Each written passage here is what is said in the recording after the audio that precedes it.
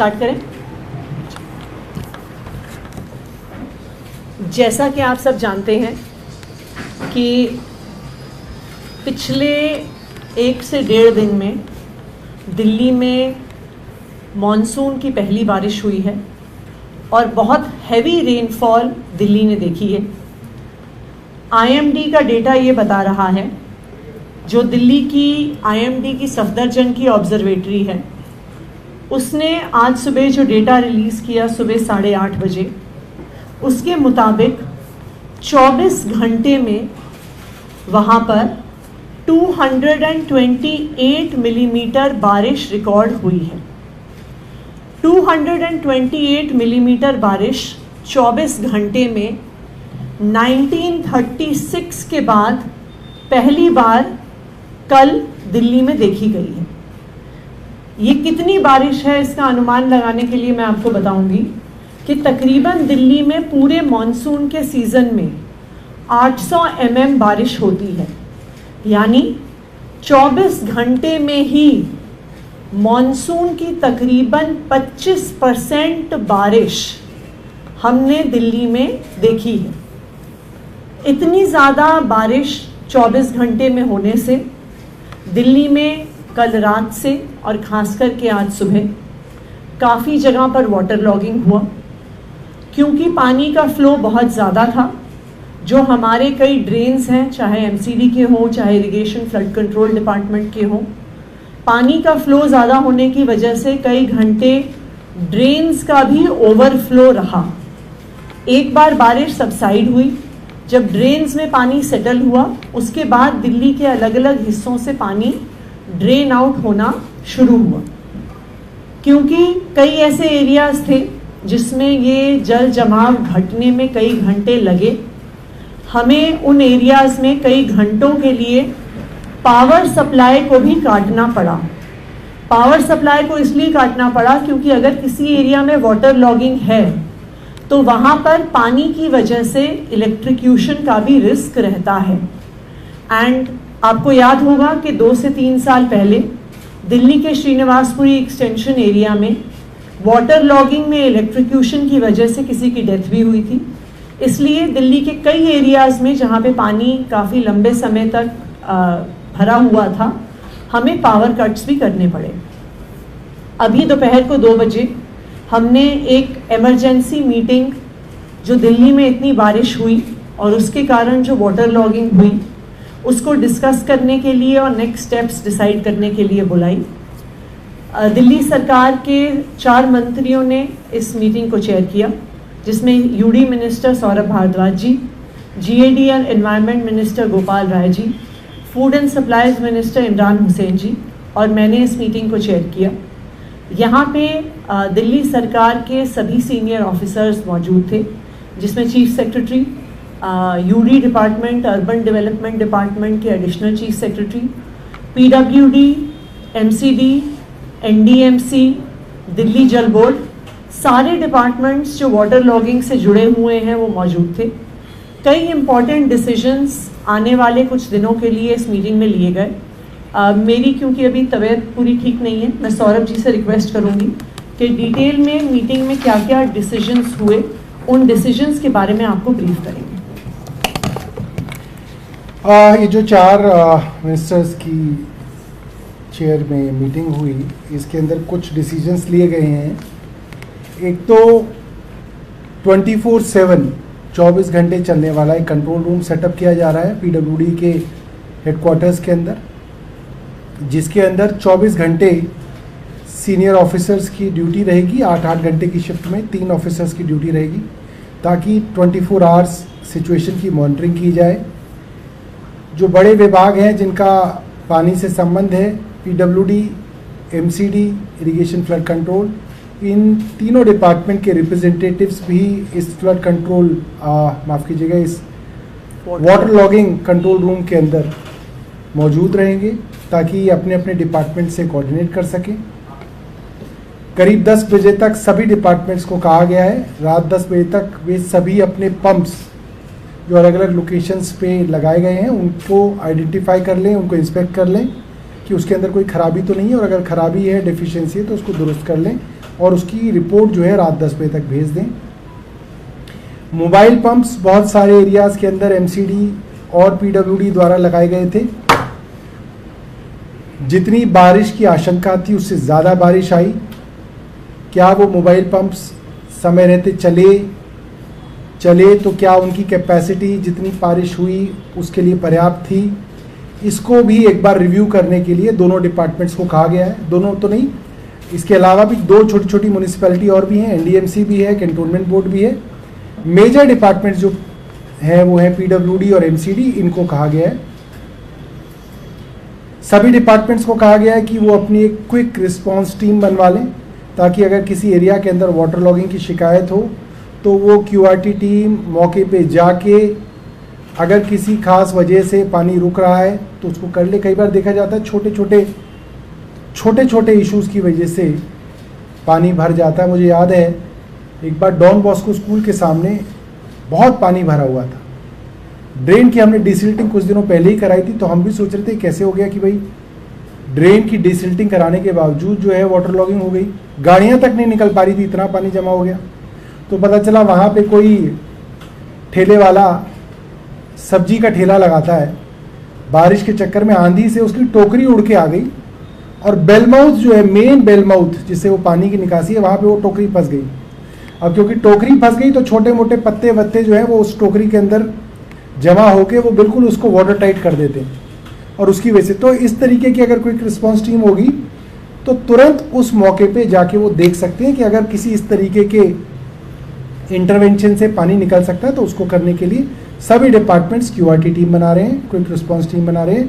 Traffic police को कहा गया है और हमने एरिया रिप्रेजेंटेटिव्स, एमएलएज, काउंसलर्स को कहा है कि वे अपने अपने तरफ से लिस्ट दे दें कि उनके इलाकों में कौन कौन से वल्नरेबल एरियाज़ हैं जहाँ पे वाटर लॉगिंग देखी गई। और चीफ सेक्रेटरी को कहा गया है कि वो उन सब एरियाज़ जहाँ की भी लिस्ट आती है उसको सभी डिपार्टमेंट्स के साथ बैठ के एक बार रिव्यू कर लें, अगर किसी चीज़ की ज़रूरत है तो उसकी डायरेक्शंस दे दें। इसके अलावा बहुत सारे एरियाज़ हैं जहाँ पे वाटर लॉगिंग की शिकायत इसलिए है क्योंकि इंटर डिपार्टमेंट इशूज़ हैं, 2-3 डिपार्टमेंट्स के इंटरकनेक्टेड मामले हैं। इरिगेशन फ्लड है कहीं पे एमसीडी और पीडब्ल्यूडी है, कहीं पे डीडीए और पीडब्ल्यूडी है। तो उस तब तरीके के पॉइंट्स की भी लिस्ट आइडेंटिफाई करने के लिए कहा गया है, लिस्ट को बनाने के लिए कहा गया है और कहा गया है कि इसको कांस्टेंट मॉनिटरिंग की जाएगी, एक्टिवली इसको मॉनिटर किया जाएगा कि ऐसी कोई दिक्कत ना हो। दिल्ली जल बोर्ड की भी कई जगह ये शिकायत है कि जनरली एरियाज़ के अंदर स्ट्रॉम वाटर ड्रेन्स ना होती हैं और स्ट्रॉम वाटर ड्रेन्स नहीं होने के कारण पानी अपना रास्ता सीवर से ही बनाता है। जो सीवर लाइन होती है वहीं से सारा का सारा पानी की निकासी जो है होती है, ये एक सच है।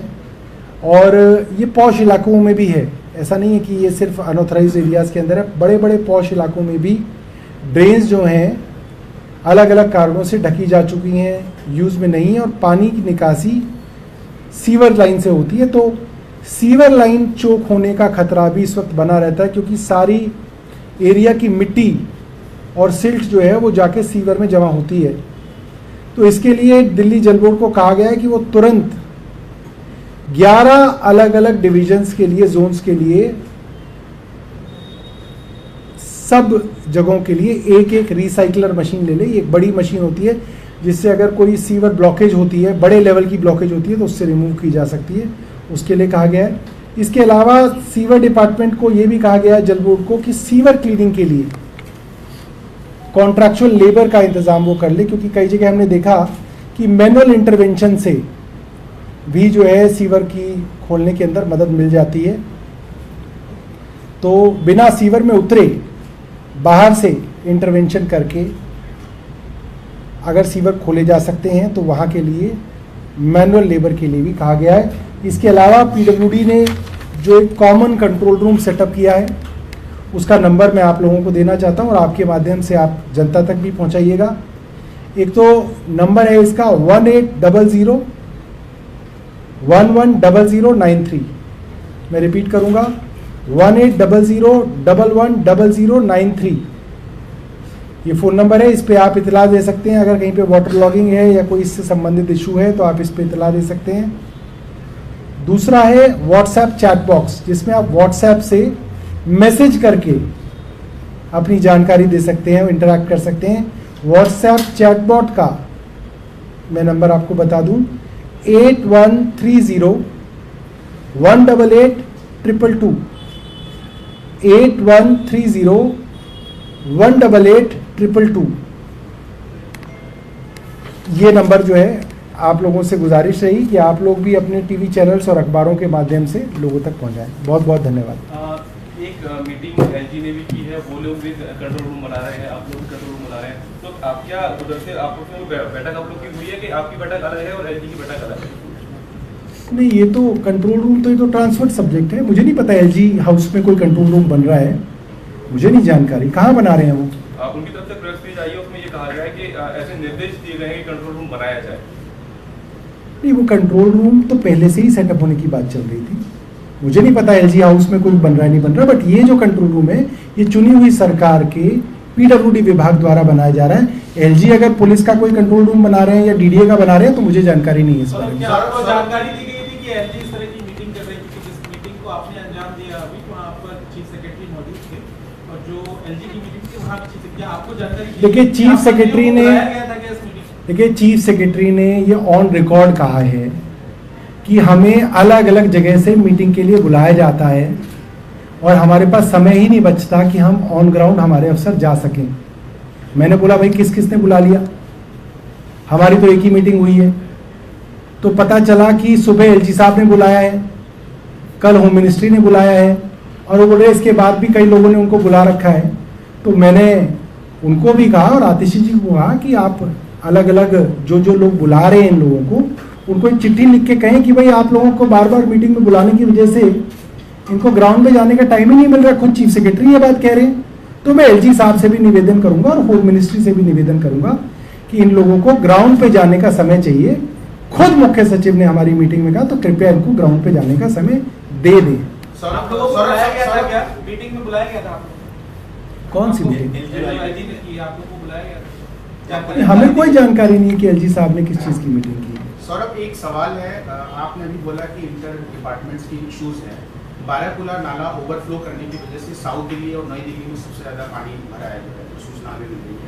क्या वहाँ पे एमसीडी और फ्लड इरिगेशन डिपार्टमेंट कोई इशू था जिसकी वजह से वो नाला साफ नहीं हो पाया है? अभी वो नाला की जिम्मेदारी किसके पास है, क्या? देखिए, पूरी दिल्ली में सबसे ज़्यादा बारिश, अगर आप आईएमडी के भी वो डेटा देखिए तो सबसे ज़्यादा बारिश साउथ दिल्ली में हुई है।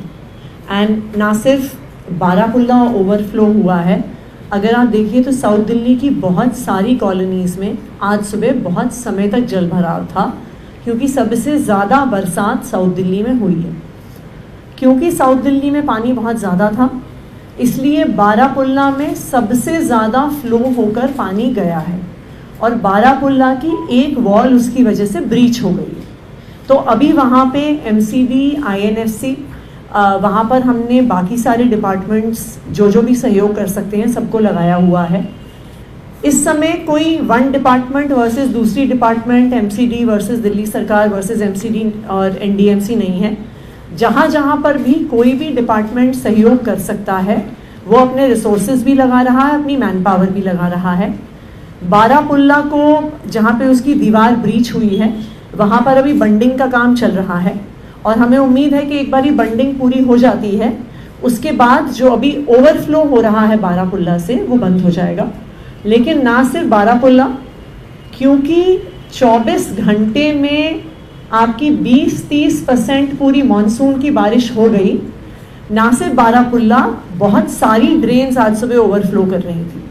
जो ड्रेन सेंट्रल दिल्ली से आईटीओ से WHO से लेके यमुना में पानी लेके जाती हैं 12 और 12A, ये भी कई घंटों तक ओवरफ्लो कर रही थी क्योंकि पानी का बहाव इतना ज़्यादा था। ये रीज़न था कि आईटीओ से और इवन मिंटो ब्रिज से पानी क्लियर होने में समय लगा, क्योंकि जब यहाँ से पानी पंप आउट भी किया जाता है वो ड्रेन्स में ही जाता है और अगर ड्रेन्स ओवरफ्लो कर रही हैं तो फिर वो पानी ड्रेन आउट करके नहीं निकलता।